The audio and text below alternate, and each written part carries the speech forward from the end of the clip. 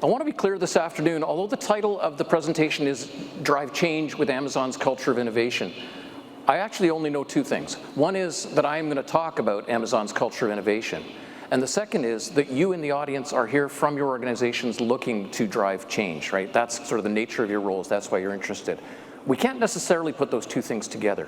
What we hope you will take from this presentation is the sort of the thought process, the opportunity to take these ideas back to your organization and think, how do they apply, right? So a longer title might be driving change in your respective organizations, taking into account the conversation that we've had with Amazon about how they drive change in their organization.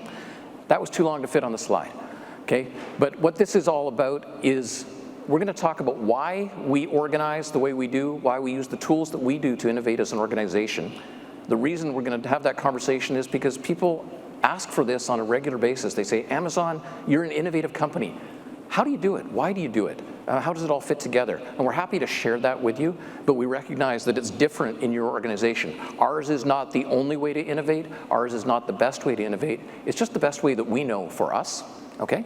And so we'd be happy to learn from you as well. How can we continue to improve the way that we do things? It's important to start with Amazon's mission, first of all, to kind of level set. Our mission is to be Earth's most customer-centric company, which may sound to you extremely broad, right? Extremely vague. But in fact, it's not. That word choice is intentional and deliberate, and it's really meant to focus in on that word customer, right?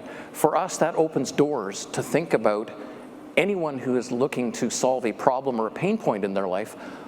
What could they use? How could they do it? What sort of businesses might be possible? And then within those businesses, what can be done to deliver in that way, right? So this doesn't rely on a specific product, a specific business model, a geography, a type of customer, small, large, public sector, commercial. We just start with customers and try to understand what they're going through. It also helps us make decisions, which is extraordinarily helpful, right? When you're faced with two things, you have to choose between them. Which one's better for the customer? It's fairly straightforward. And for us, from an innovation standpoint, we like to understand where that customer is, what they're experiencing, and how can we work backwards from that to understand how we could help introduce something into that environment that would allow them to move forwards, right? So some of what we're going to discuss today is a process for working backwards, right? So we'll keep coming back to that. But the more that we understand the customer, the more that we're able, first of all, to satisfy the things that they're telling us about.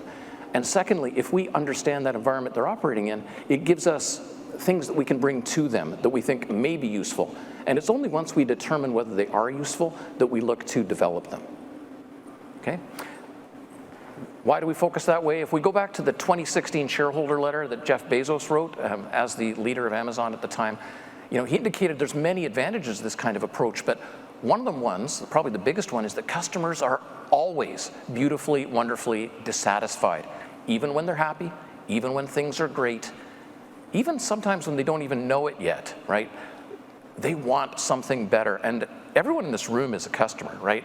Whether it's in the public sector or commercially, you're a citizen, you're a patient of the healthcare system, you may yourself be a student or your children are students, people that you know, right? You receive funding from nonprofits, you donate to nonprofits, this sort of thing. Everybody's looking for things to work better in those organizations. And when we put ourselves in that mindset, if we put ourselves in customer shoes, then we're in a better position to innovate for our customers. And you and your organizations are in a better position to innovate for yours. Okay? So we're in a number of businesses in Amazon, some of them quite large, some of them you're very familiar with, right? A decent sized crowd in the room. Somebody today is getting a package from Amazon to their door, right? We kind of know this because we're in this e-commerce business, which started with books and moved to CDs and DVDs, but has gone far further into apparel and equipment and, you name it. Devices you stick on the back of your car to tow a trailer. It's amazing what you can get on Amazon. But beyond the e-commerce business, right, we're in the devices business. Alexa, all those Echo devices that may be in your houses, Fire TV, Kindles, and so on, right? That's an interesting business, very different from regular retail. What about streaming content, right? Amazon Prime Video. Maybe some of you are watching The Rings of Power right now. Physical retail. if you've been in an Amazon Go store, Amazon Fresh, Whole Foods, and so on. And maybe even this small organization you've heard of called Amazon Web Services, which is probably why you're here today.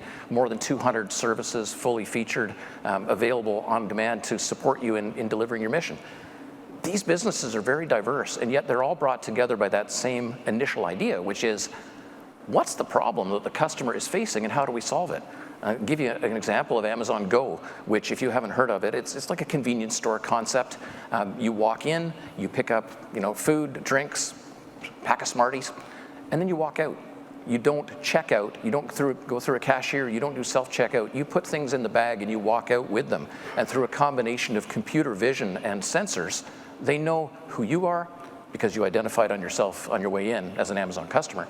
And they know what you picked up. They know what you put back. They know what you picked up again. They know what you passed to your friend, right? So when you walk out, the bill that you get is the bill for what you actually took with you. But importantly, what was the problem?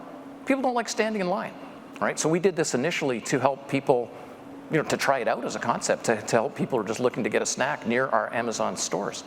Then we rolled out a series of other stores like that. And now the technology that underpins that is being used by third parties who are facing the same problem with their customers. So there's a lot of commonality among these businesses. It's all about the customer, the problem they're facing, and how do we solve it. And the idea of a growth flywheel is probably something that is not unfamiliar to you. You may have seen it in some of the other presentations. I'm going to run through it really quickly, just broadly for us, which is we believe that customers are looking for three things, right? Selection, a good one, low prices, better prices, and looking for convenience, as I just described with Amazon Go. Well, how does that work in the flywheel? Well, first of all, if you offer a good selection, right, more than one product, multiple products, great products, you're going to deliver a good customer experience, or at least the underpinnings of a good customer experience. When a customer buys something from you and likes what they've got, perhaps appreciates the price, it's going to drive traffic. They're going to come back more. They're going to talk to their friends and neighbors and family. It's going to drive more traffic. As soon as there's more traffic in your organization or in the service that you offer, right, then other people are going to start to take note, right? In the physical world of market, you have third-party sellers who say, I want to deliver a product and I believe it will be valuable. So they bring it forward and all of a sudden there's more selection. That's great. That's leading towards a virtuous flywheel where it keeps going. In the Amazon Web Services world, those sellers are really our partner organizations. You've seen here, perhaps on the vendor floor, many fantastic partners. The more success that we have, the more interest there is in participating in the process, the more value there is to the customers, the end users, right? And that drives that flywheel around. And a side benefit, of course, is the more volume that there is, the more activity that there is, the more potential there is to take cost out, right? You've got opportunities through economies of scale to lower your cost structure. When you lower your cost structure, you can lower your prices to your customers, and that leads to an increased customer experience and so on. This morning, Her Majesty's Passport Office, Philippa Manley, was up here talking about their experience in the UK delivering passports. She showed a similar graphic around better service in a digital fashion leads to more people using the digital channel, better customer experience, right? Leading to lower pressure on the existing on-premises systems, allowing people to refocus their efforts. Now all of a sudden there's fewer phone calls, there's fewer emails to respond to, there's less impact on the system, there's an opportunity for people to take a breather and think about new things, right? So that I think is the applicability of this in the public sector context. But the challenge I'd put out to all of you is, what's your growth flywheel in your organization, right? Ours doesn't matter, but yours does to each of you. Okay, we're going to talk about four things in my portion of the presentation, and then I'm going to be handing it off to Michael Tremblay, the president and CEO of Invest Ottawa, to talk about how his organization innovates and how they help other people innovate, right? Making this practical. We're going to talk basically about four things in this presentation: culture, mechanisms, architecture, and organization. I'm going to go quite quickly. It's a bit of a survey course, and if you're interested in more detail, we could spend more time individually talking about this. But culture is the first and probably most important part, which is the people on your team, right? Who do you hire? What kind of people? In our case, we like to hire builders, people who walk into an empty room and say, I want to fill this with something cool, right? We're looking for people with a builder mindset, problem-solving mindset, who are customer obsessed in the same way that we've described. They're easily able to place themselves in the customer's shoes. And then we support them with what we call a belief system. You see this in many organizations. We call it our leadership principles. These are a set of statements, each backed up with roughly a paragraph of text, which provides the sort of framework within which we operate, right? This is how Amazon does business. This is how we interact with other people. This is, in our view, how leaders lead in our organization. You can see there's 16 of these leadership principles. We won't dive into them in depth, although one of them is called Dive Deep. What I will point out is some of them may appear to be in conflict to you, right? How do you think big if at the same time you're being asked to dive really deep into the details? How do you show bias for action, which includes the idea of moving fast, when again, you're being asked to dive into the details? How do I do both those things? We've got a principle called have backbone, disagree, and commit. It's talking about two things at the same time. Disagree, but also commit. How does that work, right? But for us, this is how we operate on a day-to-day basis. This is how our teams come together and operate and do great things for the customer. And we're going to dive into a couple of those leadership principles in a little bit of detail. But you can see at the very bottom, we've said, unless you know other principles, let's follow these ones. So for us, these are the ones we have today. Two of them, strive to be Earth's best employer and success and scale bring broad responsibility, are fairly new. They were added in the middle of 2021. And along the lines of, if you're going to be a great organization, if you want to be a great organization, the pressure is on to act like a great organization, so you should think that way in order to drive the results you're looking for. Okay, so two leadership principles. The first one being invent and simplify. It's the one closely aligned with the idea of innovation. And there are a ton of different ways to innovate, but you can read what's here. Leaders expect and require innovation and invention from their teams, and they always find ways to simplify. They're aware, they're looking externally, they're looking for new ideas, and they're not limited by the idea that, well, we didn't come up with it and therefore we can't proceed with it. Lastly, and most importantly, around the idea of being misunderstood. We have to accept, if we're going to do new things, that we may be misunderstood. So just a couple of key points here. Last one being first, if you don't try new things that people don't understand, you are not going to push the boundaries. You're not going to get outside your envelope or your box or whatever sort of container you want to put yourself in. Okay? So as an organization, I'd encourage you to push those boundaries.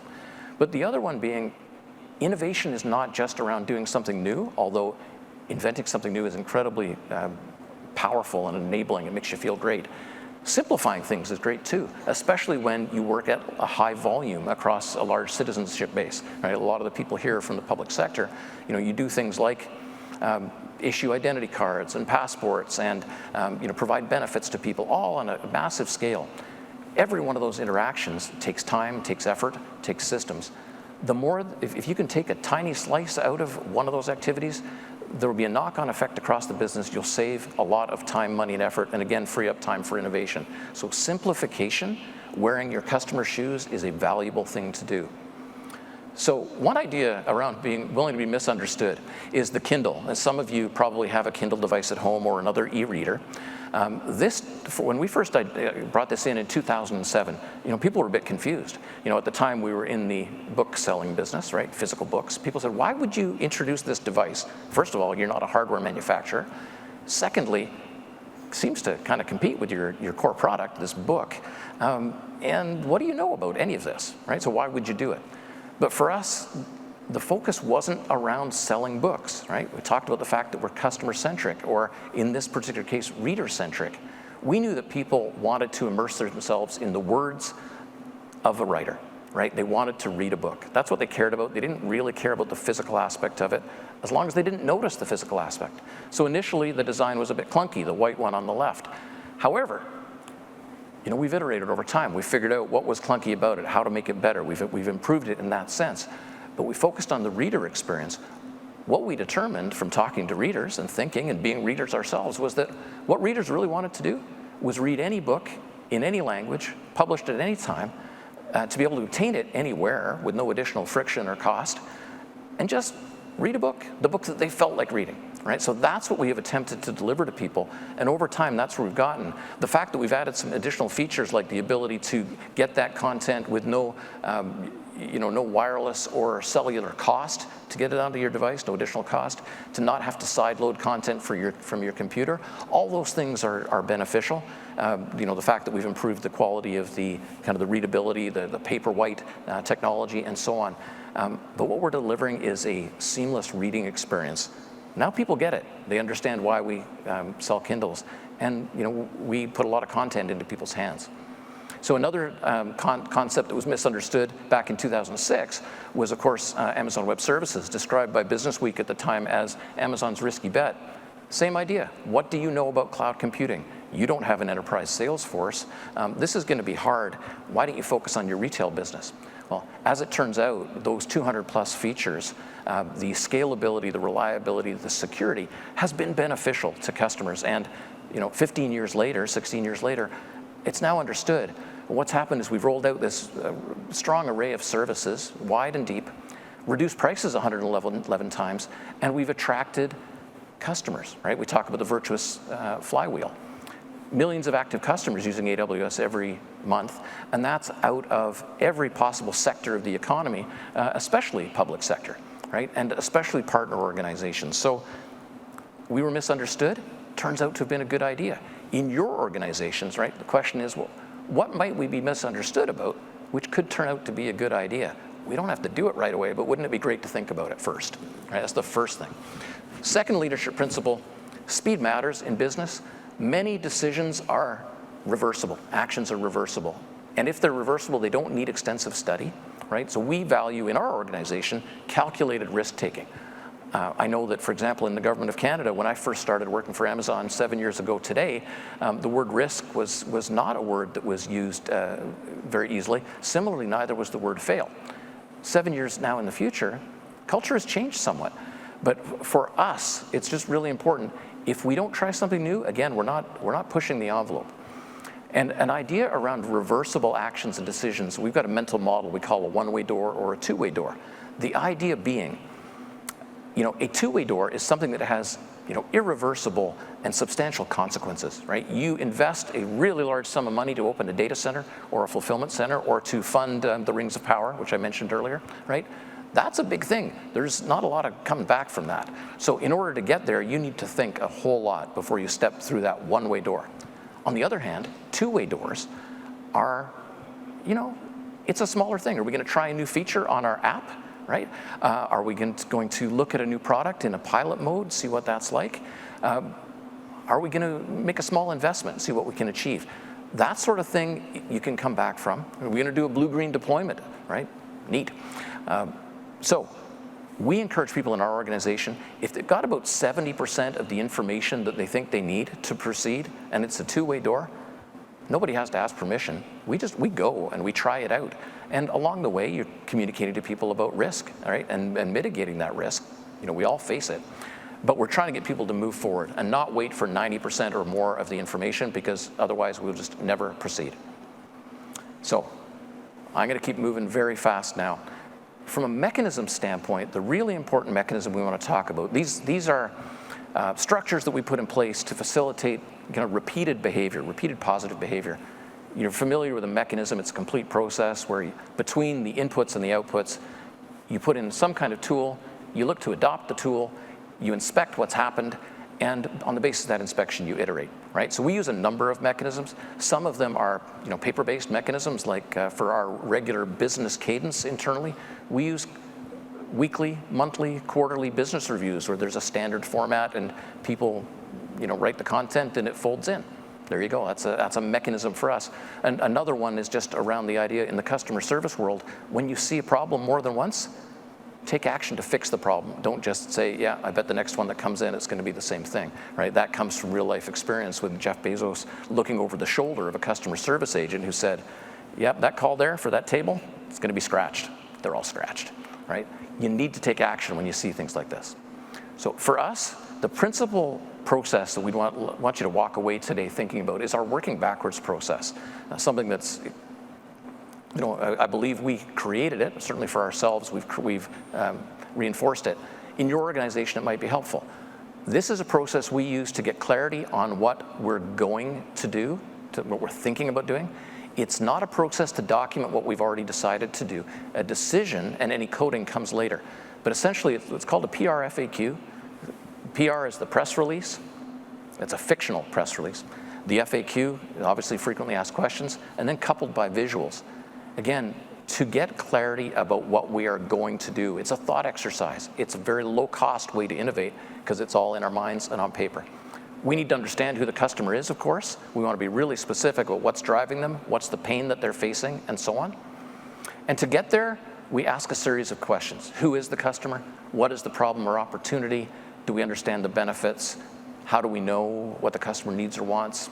And so on around experience, right? We put ourselves through this thought exercise so we can decide even, are we going to write a PR FAQ? Is this worth doing in our organization? Because we have many priorities, and it's fine to have many priorities, but you have to prioritize those priorities. So which one are we going to focus on? And we create artifacts. This is something we could talk at length outside this context, but essentially the press release itself, again, not meant to be sent to the external press agencies. It's written internally, kind of on a fictional basis, to help get down on paper this idea. We're fast forwarding into the future, right? It's time travel. When we implement this fictional idea, or early stage idea, what's it going to look like? How are people going to describe it?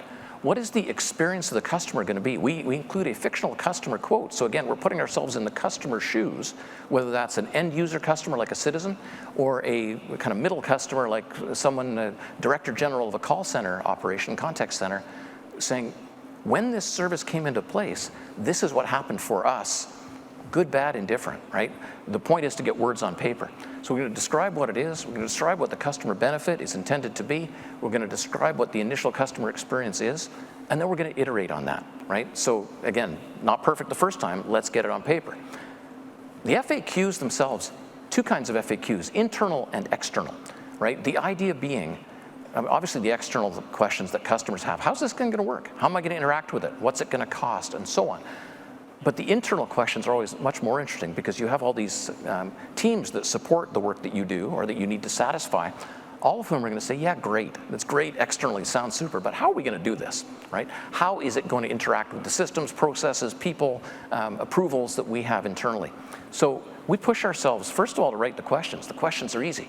Secondly, to come up with the answers, right? So again, this is a free exercise. All it takes is your mind and time, a little bit of paper, right? But writing those FAQs really helps you, and use visuals as appropriate to sort of further expand on the customer experience, okay? But we turn that into a written document, an FAQ document, and at this point, we circulate it to the wider team, right? We're looking for all those, it's legal and procurement and the business contracts people and, our solutions architects and so on. Whoever is important in the context that you work in, right? Your internal stakeholders. You take it to a certain point, still not perfect. And why do you need it to be? Because you're using the power of the team to advance this, right? And maybe you're looking to get to a decision point, right? Maybe you are looking to get support to continue moving forward, right? Maybe you are, get to a point where you say, this is really, really fantastic, but it's not for our customers, right? Maybe it's something we should talk to partners about, right? But this is how we move ideas forward. Right now, in another room, my colleague Arthur is talking about the Cloud Innovation Center we have at the University of British Columbia. Right? This is focused on health and wellness, and it's driving initiatives like examination of COVID, X-rays, MRIs, and so on. Many, many initiatives coming out of that, out of the kick, as we call it. Where did the kick start?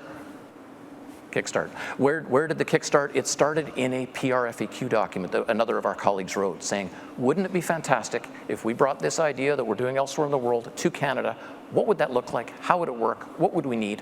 How much support what coalition would we need to bring together? So that's what we do. And we've done that this process, the working backwards process. We've helped a number of customers in Ottawa and around the world to do this. And so we'd encourage you, if it sounds interesting, if you've got more questions, talk to us about it. But it's an example of a mechanism. The question for your organization, what kind of mechanisms do you use? Could you use? What would be helpful? From an architecture standpoint, we're going to fast forward this a little bit. Our own story, obviously in Amazon, is that we moved from a large monolithic legacy environment where we couldn't change the code very fast. There was not as much communication as people would like. There was uncertainty as to who owned which parts of the code. And we moved to a microservices environment, right? We did that starting in about 2000. Why did we do that? Well, we did it so we could operate in parallel instead of in sequence, right, in series. And an example would be a feature on a particular product page on the Amazon Marketplace, right? If a product isn't working, if you can take that off, or that feature isn't working, if you can take that off, just that one product without affecting anybody else, how about that? So we were able to deploy tens of thousands of times a day rather than deploying once every week, once every quarter. So that helped us with agility and speed, allowing us to innovate. That same experience led to the development of AWS, with the key piece being self-service without gatekeepers, right? The idea here is, again, like with the two-way door decisions, if we can create a set of white lines between which people can operate and allow them to do self-service for a set of approved things, we don't need to get in their way. We've enabled them. We can monitor that as it goes. We can adjust if necessary, but we want to put the right tool in the hands of our builders and let them build, right? And then they only need to come back to us as needed. So this accelerates the pace of innovation for us enormously. It allows us to experiment at any point fast, at a very low cost. If we do fail, and everything fails, right? It's the scientific method. Everything fails at some point. The question is, did you do it? Did you fail fast? Did you fail inexpensively, right? Did you fail in a low-profile way? And that's all about risk and mitigation. That lets you go fast.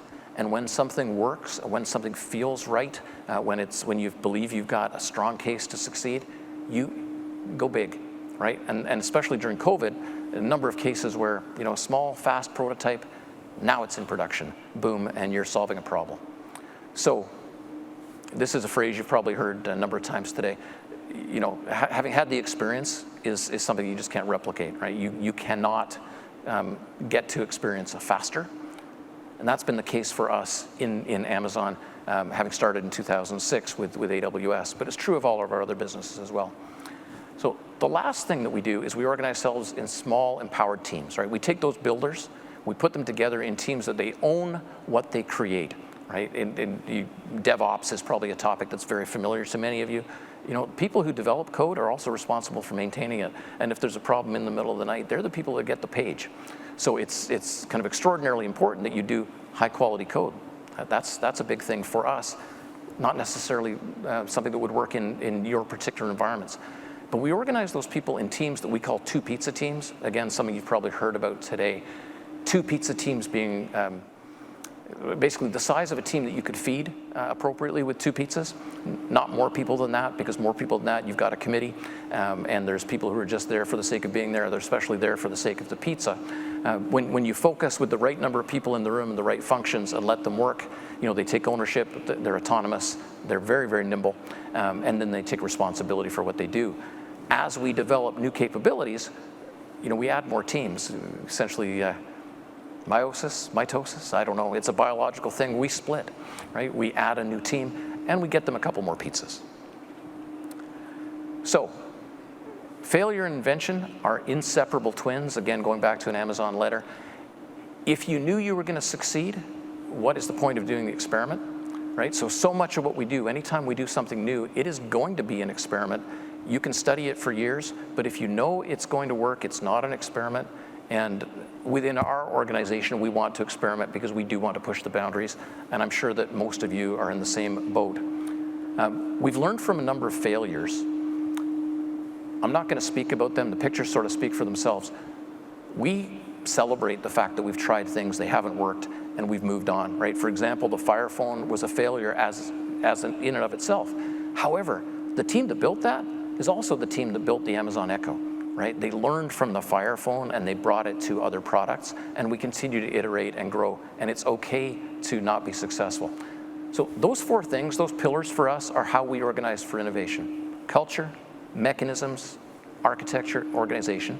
Encourage you to think in your own organization, what would work for you? Are there other pillars you'd want to think about? And within each pillar, what would you do?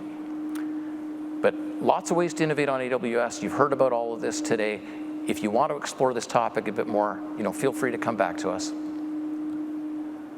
I want to make sure we don't lose time for Michael to speak. Michael Tremblay is the President and CEO of Invest Ottawa. He's been active in and around the Ottawa community for many years. Most of you probably know him and the great work that's done by him and his team. I want to invite him to come up on stage and talk about what Invest Ottawa is doing in the area of innovation.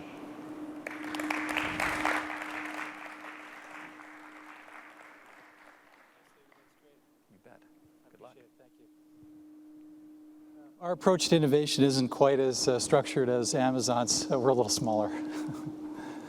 So we have a little bit of time.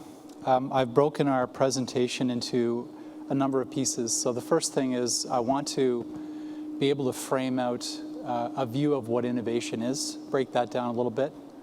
I want to share with you a few examples of some of the things that Invest Ottawa has done during the pandemic. We certainly didn't waste the crisis in terms of delivering economic development capability to the region. I want to talk a little bit about Amazon's contributions to our regions because, quite frankly, it's substantial, and I don't want to lose sight of that. And then I want to share a video that showcases what we're doing at Area X.0. If you like the video, I also want to invite you to another event that's hosted by Transport Canada that I think you'll like.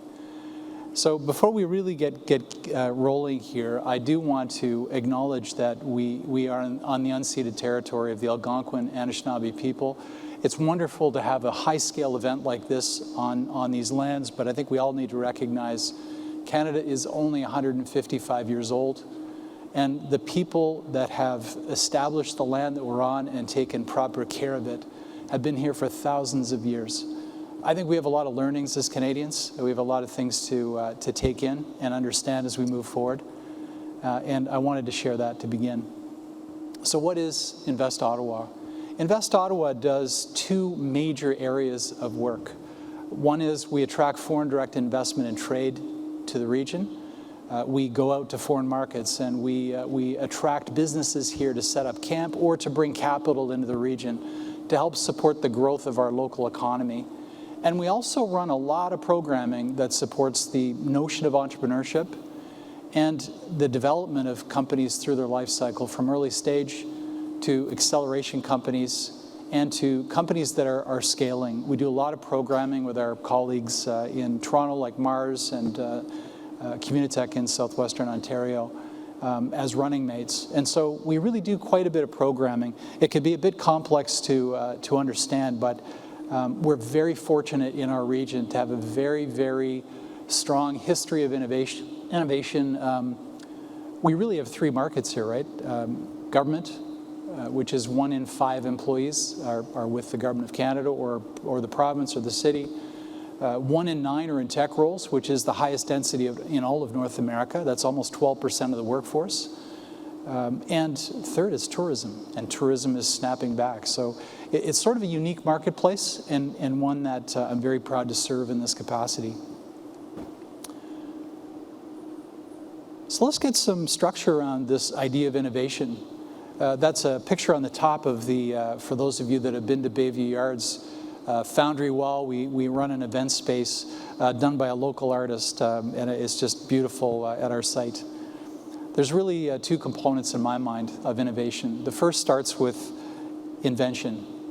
And that was the cutest picture I could find in the clip art library that's available to me around invention. I hope you'll agree. But invention on its own is really nothing without an interested community that actually wants to use the invention. And moreover, it's really nothing unless there's a willingness to pay for the use of that invention. It's actually that simple. So in my mind, innovation really is invention and commercialization. I think one without the other is actually a fantasy, and ideally one with the other can potentially lead to unicorns. We have one across the Rideau Canal in Shopify. We've got 6 different companies in Ottawa in the last 12 months that have pulled over $1 billion in venture capital, led with companies like Ascent Compliance that generated over half of that. Other companies like Rewind, who are doing incredibly well, and Fellow, who we've really been blessed to have in our accelerator over time. and another GAN Systems in Canada who spent time with us today as part of our Strat Refresh programming at Invest Ottawa. So I think it's important to get this structured sense of innovation. But then, as a nonprofit, how on earth is that possible in an environment where you're essentially serving the public? So let me take you through a couple of examples. I like to think that as a company, we really do stretch ourselves to support the dynamic needs of our economy. And I've selected 6 things to talk about here. Firstly, when the pandemic hit and businesses were closing, there was a significant interest by government to take a look at how to support businesses in providing an e-commerce or a way in which they could be found to continue with their commercial interests.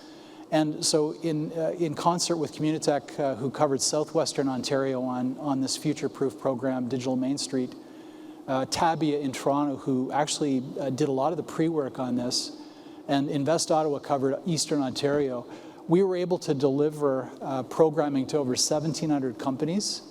We did that through 300 students that we brought on board and 30 coaches and mentors. And what they did is they helped companies to not only receive technology, like you can snap a Shopify front end onto your retail store, but if you don't know how to provide context and how that will actually work with your bricks and mortar business, you're not going to really have a good residual outcome of that.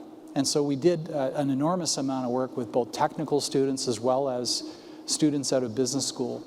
And it was a highly successful program. We learned through that program that the companies most affected, 70% of the leaders are self-identified as coming from marginalized communities. So we learned a great deal about a market that in the past we've had some coverage for, but it's helped us to open up our delivery mechanisms to provide more and more services to those communities that need it the most. Up in the top center, I think everybody is very familiar with the occupation of downtown Ottawa. I can tell you that those that were in the red zone, the word freedom is probably not something that comes to mind when they think of that period. Literally 3 days before the Ontario government took down the restrictions to allowing them to open up their businesses, they were unable to actually open up. If you're in a restaurant or in the food business, you probably brought on a whole pile of inventory that was rotting as a result of it. So we work with the federal government, we work with the province, we secured some funding, and over a very short period of time, we were able to deliver $16 million in funding, on average about $12,000 a business, to 1,400 businesses. It was a significant effort. We did it in very short order. I got a call from Minister Jacek, at that time was the leader for FedDev Ontario, the minister for that agency. Within 3 weeks, we were live. We learned how to do claims management, claims processing, detect fraud, work with local BIAs to help support the promotion of this program. The whole thing was done within 4 months and delivered. And I can tell you, I hope we never as a company have to do that again, but I can tell you, we learned a lot that we can bring to our next engagement that has some of the similar features. Let's hope it never happens again. On the right side of your slide, there's 2 advanced skills programs that we actually ran.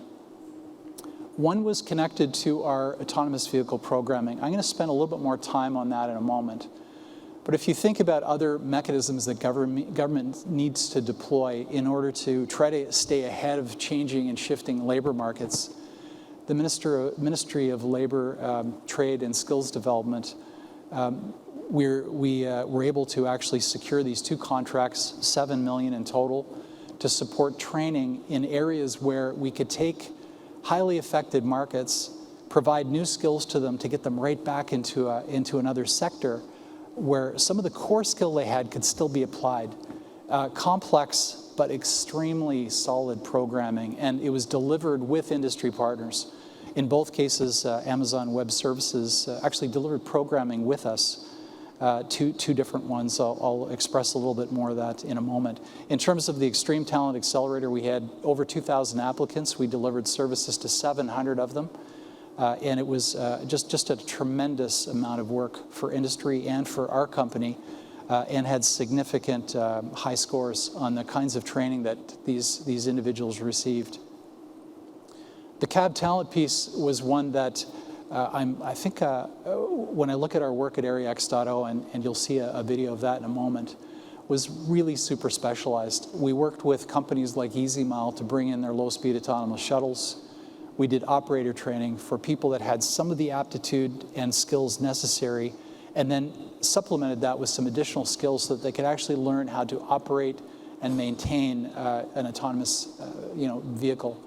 And so things like that are super, super exciting for the region. It really cranks people up, it gets them excited, and it connects them to the industry players that are bringing the technology to the market, which leads to a lot of very interesting opportunities for them. I want to go to the bottom left. SheBoot is a program that actually was generated out of a restructuring of our board 4 years ago. We decided that we weren't providing good enough services in support of female founders, specifically female founders. We created a subcommittee of our board in order to be able to ensure that our company was being directed to deliver the right level of services, the right approach, the right principles, et cetera, to make sure that we are converting our business model towards serving these markets. Out of this came SheBoot. SheBoot is a program that's been run. It was first actually launched within the pandemic in 2020. We had 10 highly accomplished women that invested $10,000 each into a prize for female founders to go through a boot camp and ultimately a pitch fest to secure the winnings from that process. And it was really quite successful. The second year we had twice the number of investors, all women, all highly accomplished, all mentors in their own right. So we were able to double the fund. We have our current cohort that is underway that has 300,000 now in. We have 30 women investors. We're able to secure some support from NRC IRAP to be able to actually expand the program to take intake across Canada. And we have 15 female founders from 7 provinces that are participating in this program. Now, I can tell you from the first 2 years of the program, the women that went through the program have secured $11 million in fresh funding for their businesses. And we really are excited about the potential for this program going forward, being franchised and distributed across Canada as a way in which to activate a market that, quite frankly, it's ridiculous. You're trying to grow an economy and you leave out half of the economy when you're trying to grow it, knowing that women tend to get 1% to 2% of the venture funding that's out there. So something needed to change. So I'm very, very proud of the community for coming together on that. These things all happen inside of the pandemic. And the last one I'll talk to is in the center bottom. We launched AreaX.0. AreaX.0 we'll describe as a futureplex of innovation and collaboration. For those of you that are familiar with Ottawa, we have we have the Nepean Sportsplex, and across from that there's an 1,800-acre farm. It's a federal farm, and we actually run it in that area. I'm seeing my speaking time is elapsing here quickly, so I do want to get to the video. I'm going to, forgive me, David, but I'm going to skip over the next slide just to make sure that we are able to go through this. And if there's time, I'll pick up on some of the comments I was going to make there. So let me go there now. I really wanted to cover this, but I'll come back at this at the end if there's time.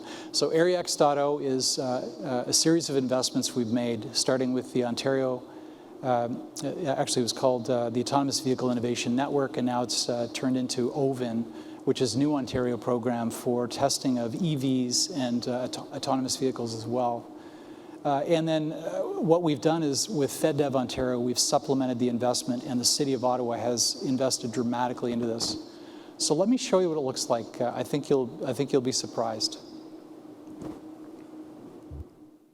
Oh. All right,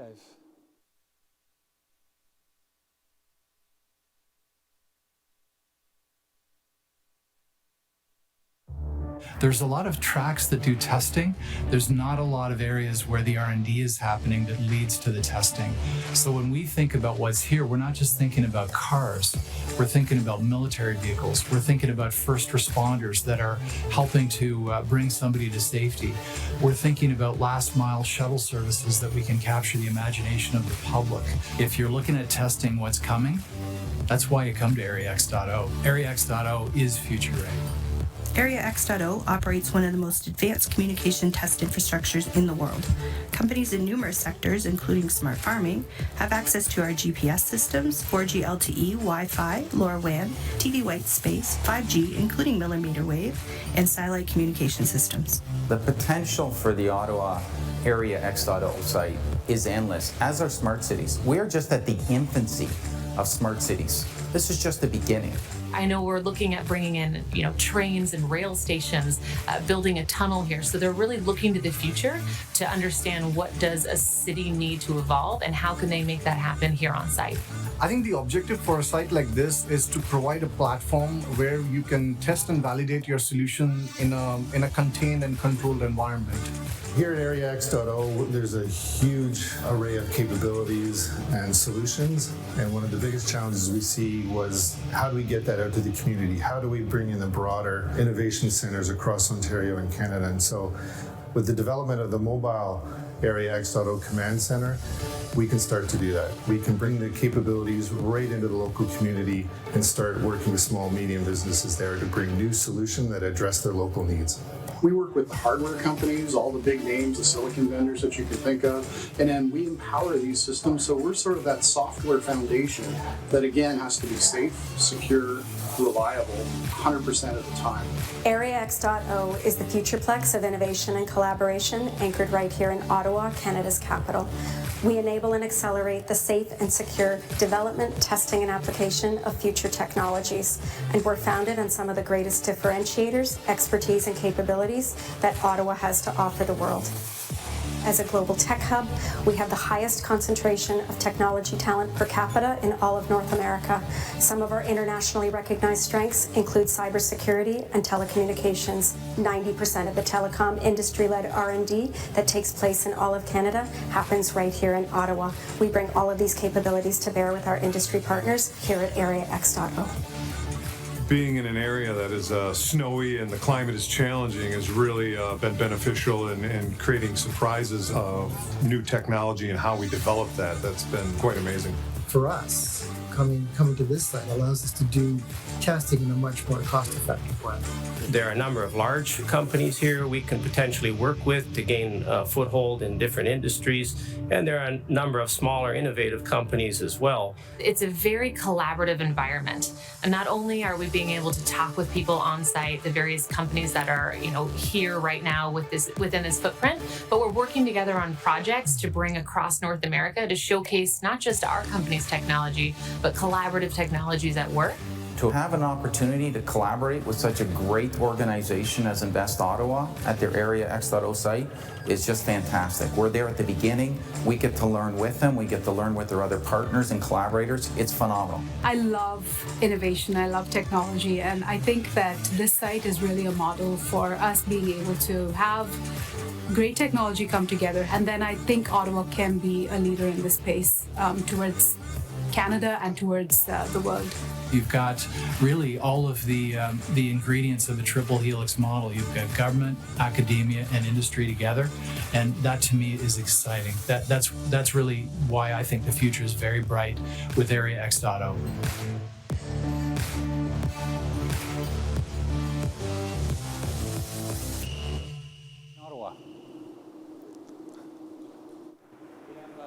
In this, the capacity that we have includes everything from advanced manufacturing that we do at Bayview Yards, and we have a complete offering here, which is at the Area X.0 site. Now, let me just close by leaving you with this one thing. We're actually running an event on behalf of Transport Canada at the site. We usually keep, this is a gated area, you normally don't have access to it. We have an ability to showcase 50 different demos. This is in a few weeks. If you're interested, the QR code will take you right to the registration, and it's on the Invest Ottawa site as well. This will be a very exciting day for us. We'll be announcing more investments at the site and more projects with Transport Canada, which we're very excited about. I'll leave it there because I'm just out of time. Thank you very much, everyone. Thank you.